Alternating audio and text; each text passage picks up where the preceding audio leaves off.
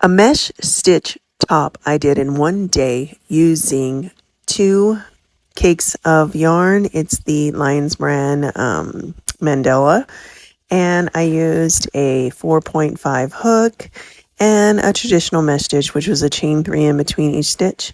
And I'm going to show you how I did it. So right here, I am going to show you what it looks like. This is one panel. Okay, so this was 28 rows of the mesh stitch. And now I need to make the other 28, but I need to make a space for my head. So I'm going to go ahead and I'm going to measure where I want it to sit. And then now that I've measured where I want it to sit, I'm going to put a stitch marker in there in each side. I'm going to calculate it to make sure that it matches, because if not, it'll be lopsided and you don't want it to be lopsided. So you kind of just go through and measure each space. It's easy with the mesh stitch because you can count the spaces in between, and just make sure that they're even on both sides. So I put my finger in the middle and I count down however many I needed for my neck hole. And then that is the center. And I'm going to go ahead and put stitch markers there. And then I'm going to make a space for that when I am crocheting. So I won't crochet in that spot. And so I'm going to set it down so you guys can see. So here we go. I'm putting my mesh stitch or my stitch markers into that space in the mesh stitch. And I want to say it was, I think it was like 8 spaces in, but I'm not 100% positive. And it'll be different for each person. So I can't give you that exact. But there we go. So that is what it is. Might have been 12 spaces in. So I'm going to go ahead and we can probably count it right here. 1, 2, 3, 4, 5, 6, 7, 8, 9, 10. Yeah, it was 12 spaces in. So 12 spaces in, and then I'm going to go ahead and do the mesh stitch up until the stitch marker. And then once I do the stitch marker, I'm going to go ahead and just count. I think it ended up being like 40 stitches across, and then connecting it. So it ends up looking like this. And that is exactly what you want. Now you just continue on your mesh stitch and you go and do exactly the same. So however many stitches you have here, which it was 28, I did 28 rows. I'm going to do 28 rows on the other side. And then once I do the 28 rows on the other side, it's going to look like this. Okay. And then you can put it on, make sure it's as long as you want it. This is what I wanted. So I wanted to make sure that it was exactly the same, which it was 28.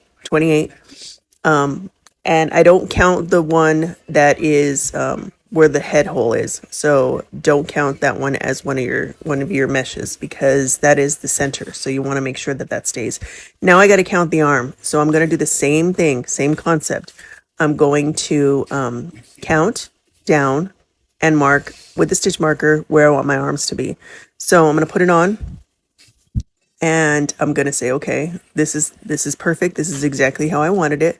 And now I'm going to look on the side and say, okay, how big do I want the armholes? This is going to be different for every person. So I'm going to do what I want. You don't even have to do the armholes if you don't want to. You can just wear it like that. That's perfectly fine. Me, I like armholes because it makes me feel like it's a more finished piece. But I go ahead and I grab the sides and I do the same thing I did with the head. And I count and I make sure that it's all even. And then what I'll do is I'll put the stitch marker there, and then I'll do a single crochet up and don't do the armholes. So I'm going to go down here and put a stitch marker right there. And then I will measure it to the other side. And then I will also get my measuring tape just to make sure that it is even, because you don't want armholes that are uneven because it'll look funky once you have it on. So I always double check, triple check. So that way I'm making sure that it's even. So I do the same thing. I count down the same amount as I did on the other side. And again, once I do that, I'm going to make sure that I measure it with the other side, and then get my measuring tape and make sure that it's the same as well. So we're going to go here and fold it, and then I make sure that they're all even and it looks like it's measuring right that way. But again, we got to check again. Trust but verify is what I always say. So I'm going to go ahead and verify that they are both the exact same. So I go here and it's 9 or 8, 8. Okay, 8 inches. And then we're going to go to the other side and make sure that it's 8 inches as well.